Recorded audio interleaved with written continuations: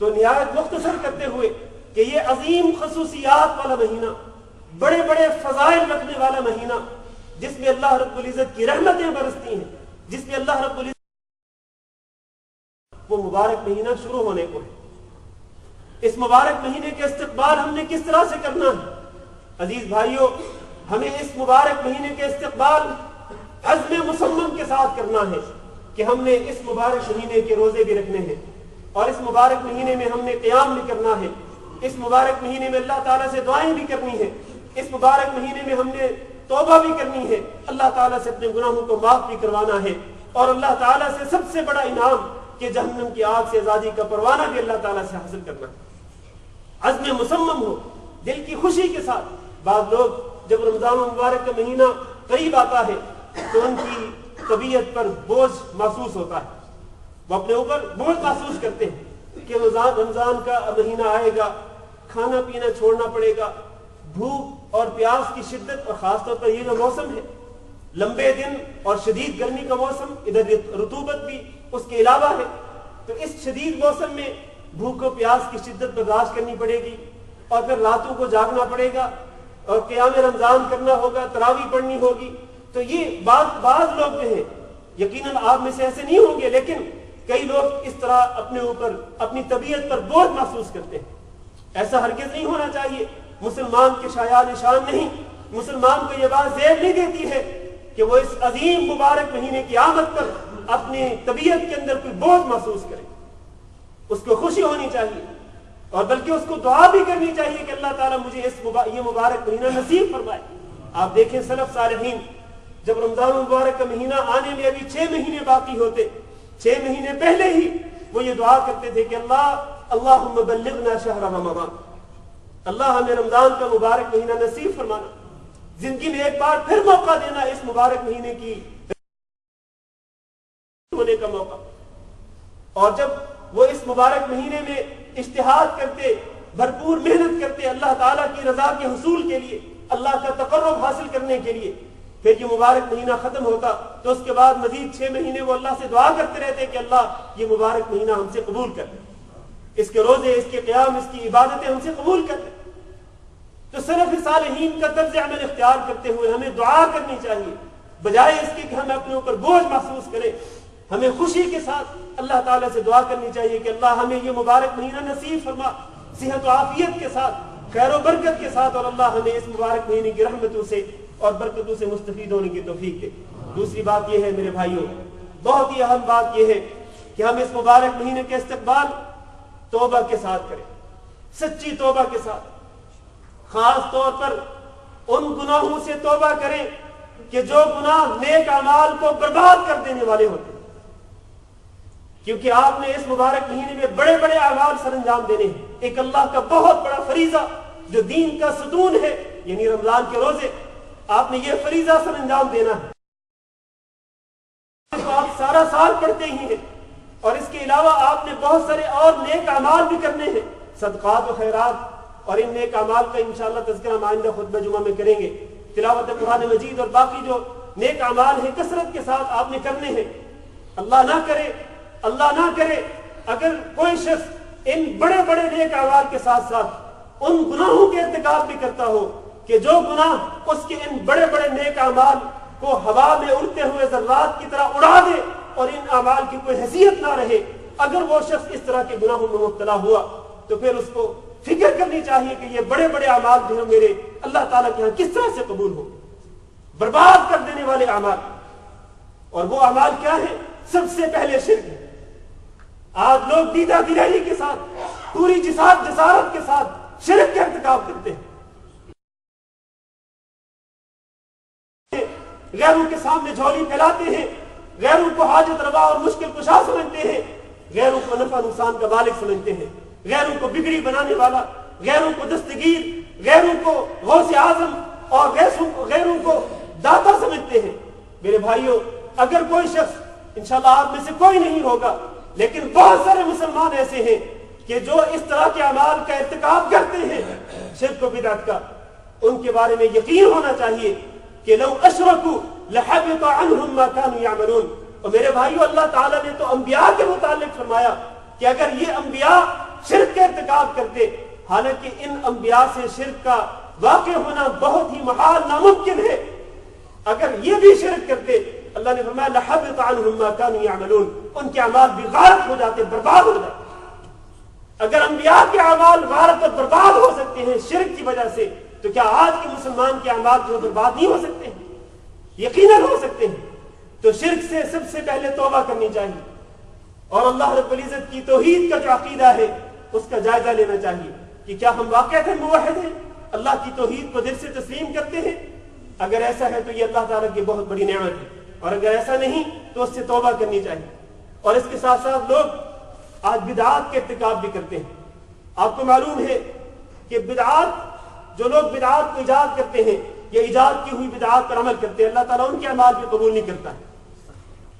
ایک شخص جو کہ کسی بدعت کو ایجاد کرتا ہے، اللہ تعالیٰ اس کی 40 دن کی نمازوں کو قبول نہیں کرتا ہے۔ آج بدعات ہمارے معاشرے کے اندر، بلکہ ہماری رگ رگ میں یہ بدعات رچ بس چکی ہیں۔ ہم نے ان بدعات کو سنت سمجھ لیا ہے۔ آج جب بدعات کے متعلق بات ہوتی ہے تو کہتے ہیں یہ کون سا برا کام ہے، یہ کار خیر ہی تو ہے۔ اور میرے بھائیو، ہر کار خیر جو آپ کار خیر سمجھتے ہیں وہ کار خیر نہیں ہوتا ہے۔ کار خیر وہ ہے جو قرآن سے ثابت ہو یا رسول اکرم صلی اللہ علیہ وسلم کے فرمان سے ثابت ہو۔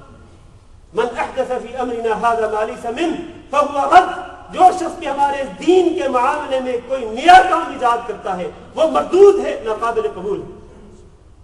لہذا استقبال رمضان کرتے ہوئے، اس مبارک مہینے کے استقبال کرتے ہوئے ہمیں شرک سے اور بدعات سے توبہ کرنی ہے، تاکہ ایسا نہ ہو کہ ہم رمضان کے مبارک مہینے میں محنت بھی کریں، بھوک اور پیاس کی شدت کو بھی برداشت کریں، راتوں کو جاگے بھی، دعائیں بھی کریں، صدقات و خیرات بھی کریں، دیگر نیک اعمال صالحہ سر انجام دیں، اور ان شرک کی وجہ سے، یہ بدعات کی وجہ سے یہ سارے اعمال برباد ہو جائیں۔ ایسا کرنا جو ہے یہ بہت ہی خطرناک ہے، اور ویسے بھی انسان کے لیے یہ بات درست نہیں ہے۔ اس لیے اس طرح کی چیزوں سے ہمیں توبہ کرنی چاہیے۔ اور دوسری بات یہ ہے کہ ہمیں اس مبارک مہینے کا استقبال کرنا ہے، اس طرح کرنا ہے کہ ایک تو عزم مصمم، دوسرا دل کی خوشی کے ساتھ، تیسرا توبہ صادقہ کرتے ہوئے، سچی توبہ کرتے ہوئے، چوتھی بات یہ ہے کہ آپ نے اس مبارک مہینے میں، جس طرح میں نے پہلے کہا، فریضہ اسلام ادا کرنا ہے۔ اسلام کی فرائض میں سے ایک فریضہ رمضان مبارک کے فرضی روزے آپ نے رکھنے ہیں۔ ہمیں ان فرضی روزوں کے متعلق جو شرعی احکامات ہیں ان کا علم ہونا چاہیے، ہمیں یہ احکامات سیکھنے چاہیے۔ جو کتابیں ہمارے پاس میسر ہوں، اور وہ کتابیں شرط یہ ہے کہ قرآن و حدیث پر مبنی ہوں، وہ کتابیں قرآن و حدیث سے حاصل کی گئی ہوں، ہمیں ان کتابوں سے رہنمائی لینی چاہیے۔ ویڈیو آڈیو یا ویڈیو کیسٹس ہوں یا سی ڈیز ہوں، ان سے ہمیں رہنمائی لینی چاہیے۔ اگر یہ سارے ذرائع نہ ہوں، یہاں پر اہل علم موجود ہیں، وزارت اوقاف کے علماء موجود ہیں، آپ ان علماء سے رابطہ کریں، ان سے مسئلے پوچھیں کہ اس مبارک مہینے میں ہمیں کیا کرنا ہے، رمضان کے روزے کس طرح سے رکھنے ہیں، کن چیزوں سے بچنا ہے، کن چیزوں سے روزے ٹوٹ جاتے ہیں۔ روزوں کے متعلق جو دیگر احکامات ہیں ان کو ہمیں سیکھنا چاہیے، تاکہ ہم جب یہ عبادت سر انجام دیں تو علی وجہ البصیرہ، بصیرت کی بنیاد پر، علم کی بنیاد پر ہم یہ عبادت سر انجام دیں۔ اللہ تعالیٰ سے دعا ہے کہ اللہ مجھے اور آپ کو یہ عظیم عبادت بصیرت اور علم کے ساتھ اور نہایت اخلاص کے ساتھ ادا کرنے کی توفیق دے، اور اللہ تعالیٰ ہمیں یہ مبارک مہینہ خیر و برکت کے ساتھ نصیب فرمائے اور اس کی برکات سے مستفید ہونے کی توفیق دے۔ استغفر اللہ لی و لکم انہ هو الغفور الرحیم۔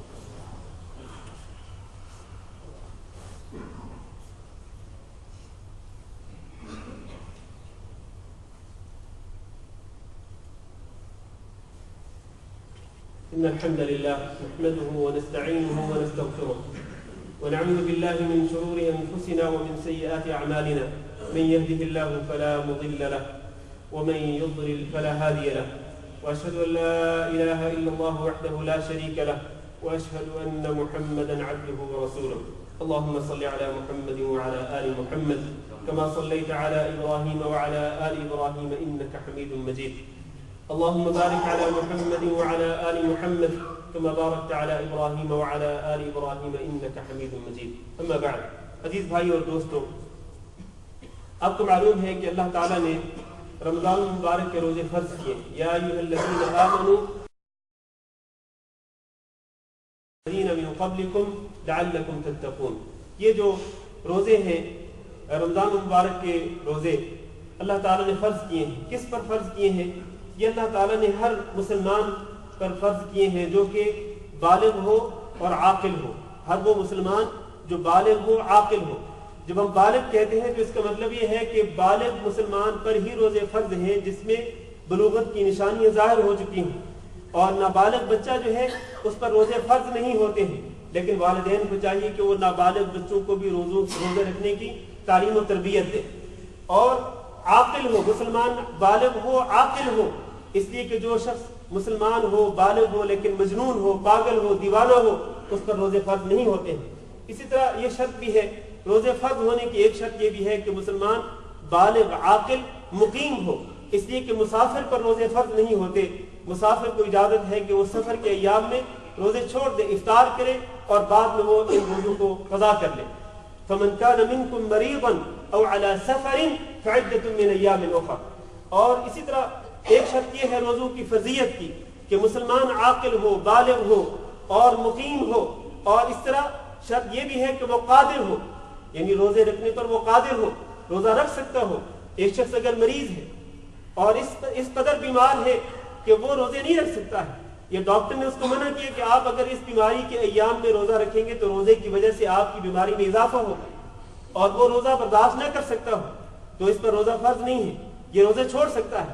اگر اس کو امید ہے کہ یہ بعد میں شفایاب ہو جائے گا تو بعد میں جب یہ شفایاب ہو جائے، اس کو شفا مل جائے تو پھر یہ روزے قضا کر سکتا ہے، اس کو قضا کرنے ہوں گے. لیکن ایک ایسا بیمار ہے کہ جس کو شفایاب ہونے کی امید ہی نہیں ہے، کسی ایسی، اللہ تعالی ہم سب کو تمام بیماریوں سے محفوظ رکھے. ایسے بعض لوگ ایسے صاحب فراش ہوتے ہیں، اس قدر بیمار ہوتے ہیں کہ ان کے شفایاب ہونے کی امید ہی نہیں ہوتی ہے. تو ایسے لوگ جو ہیں ان پر روزے فرض نہیں ہیں. ایسے لوگوں کو کیا کرنا چاہیے کہ وہ ہر دن کے بدلے میں ایک مسکین کو کھانا کھلائے، فدیہ ادا کر دے تو ان کا یہ فریضہ جو ہے وہ ادا ہو جائے گا. تو یہ شرط ہے کہ وہ قادر ہو اور وہ عاجز نہ ہو، روزہ رکھنے سے عاجز نہ ہو. جو عاجز ہوگا اس پر روزہ فرض نہیں، وہ فدیہ دے سکتا ہے یا بعد میں روزے قضا کر سکتا ہے اگر وہ اس کو بعد میں طاقت مل جائے. اور ایک شرط یہ ہے جس کا تعلق خواتین کے ساتھ ہے کہ خواتین جو ہے جن کو جو مجبوری ہوتی ہے، ماہانہ مجبوری، وہ مجبوری جو ہے وہ لاحق نہ ہو، کیونکہ ان مجبوری کے ایام میں ان پر روزے فرض نہیں. ان کے لیے ضروری ہے کہ وہ افطار کریں، روزہ چھوڑ دیں مجبوری کے ایام میں، بعد میں جب وہ رمضان کا مہینہ گزر جائے تو ان روزوں کو بعد میں قضا کر لیں. میرے بھائیو، یہ